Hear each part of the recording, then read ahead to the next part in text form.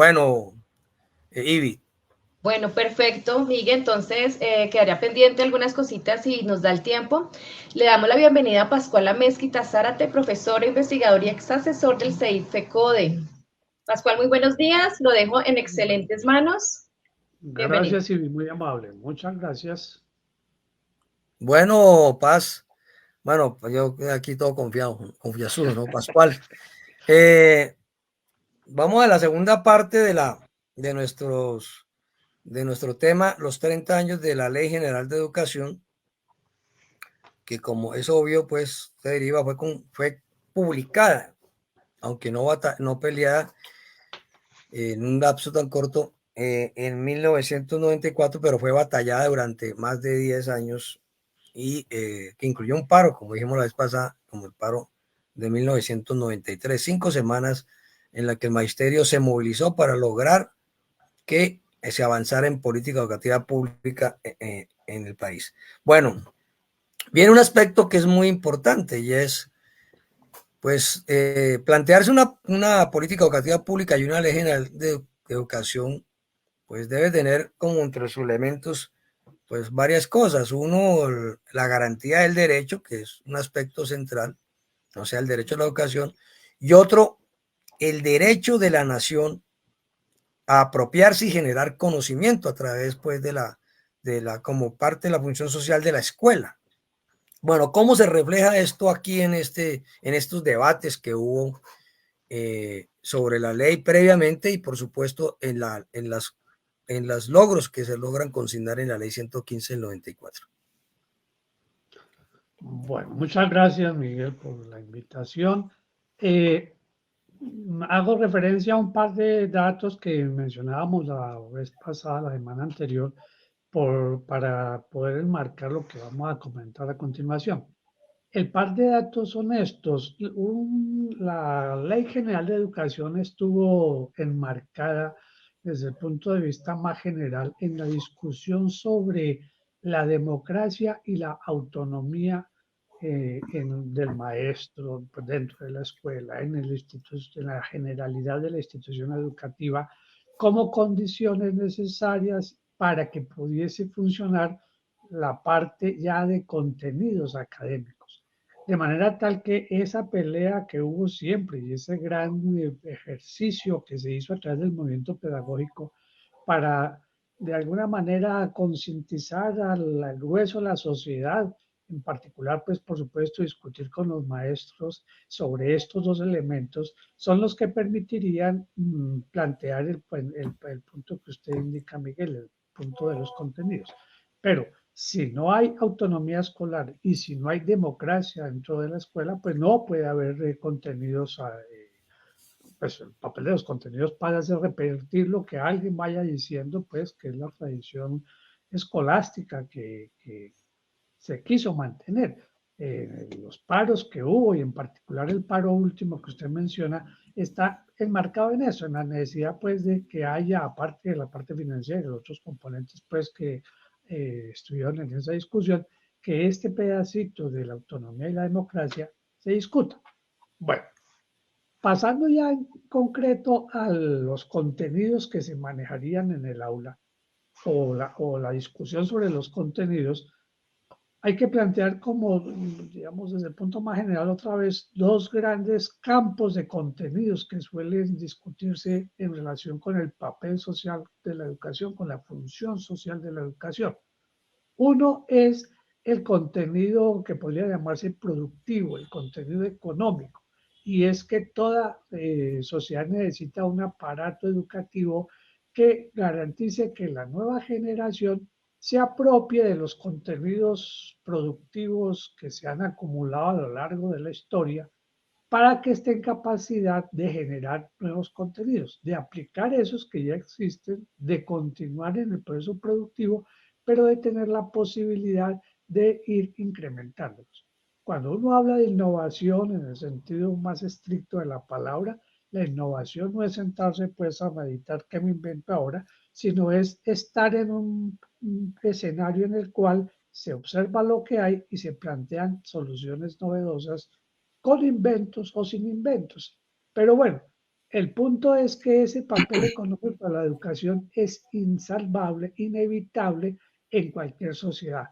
Es necesario que la sociedad organice esos contenidos para que la educación fluya.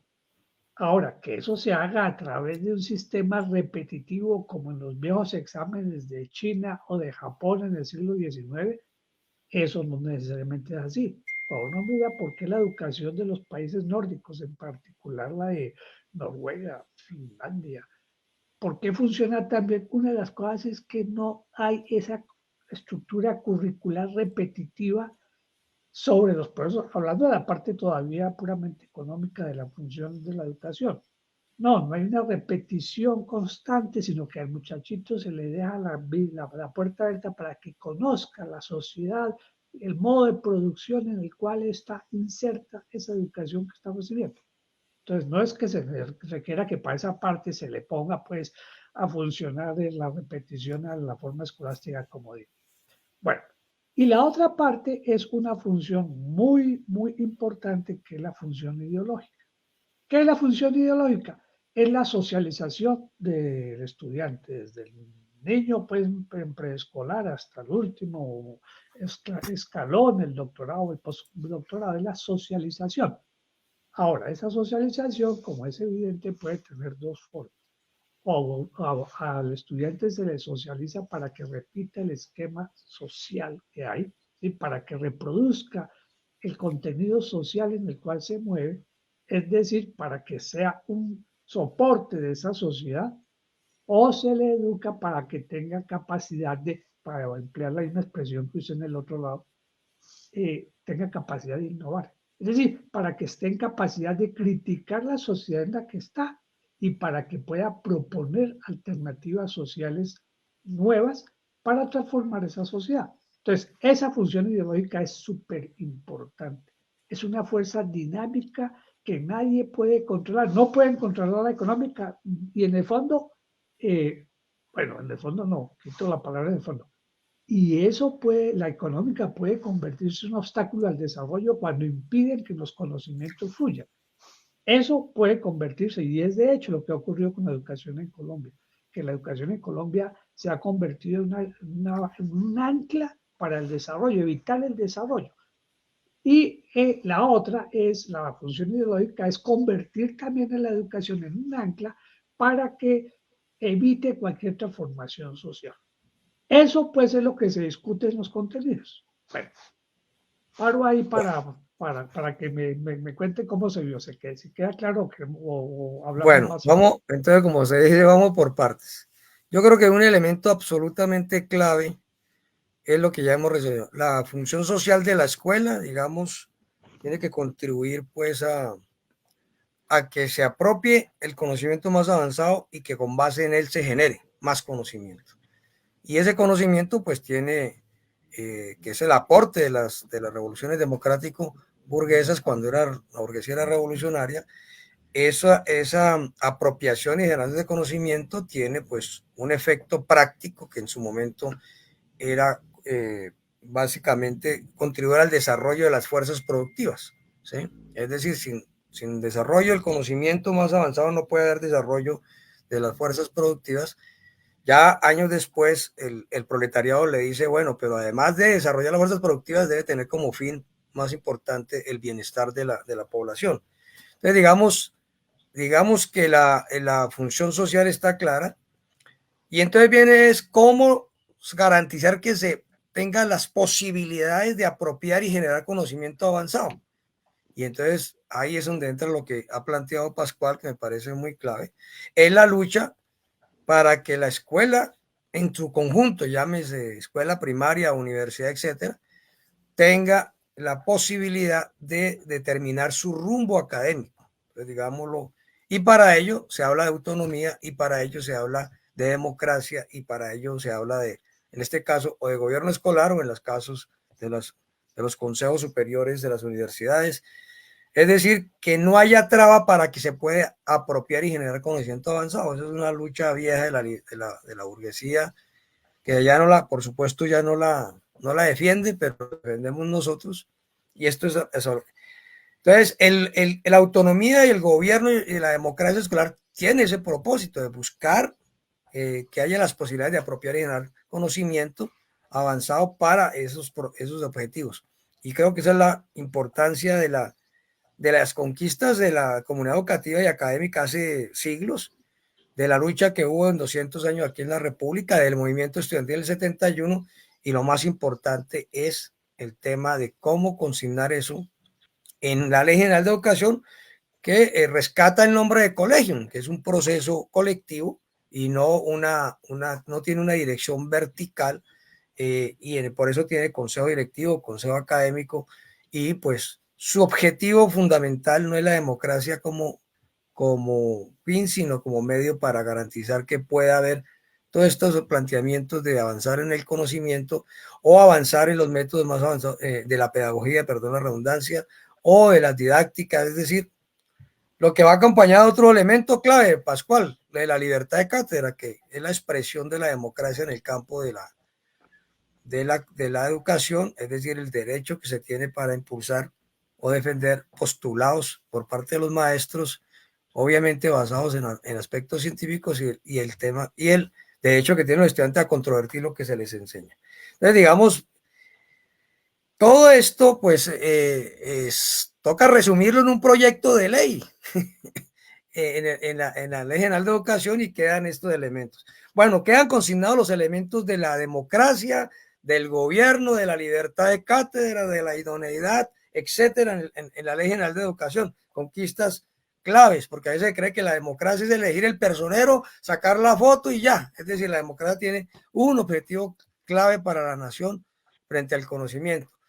Pero el otro punto es qué aspectos de la ley, y creo que de la ley nos permiten decir, con estos aspectos puede haber avance en el conocimiento. Es decir, has hablado del currículo, ¿sí?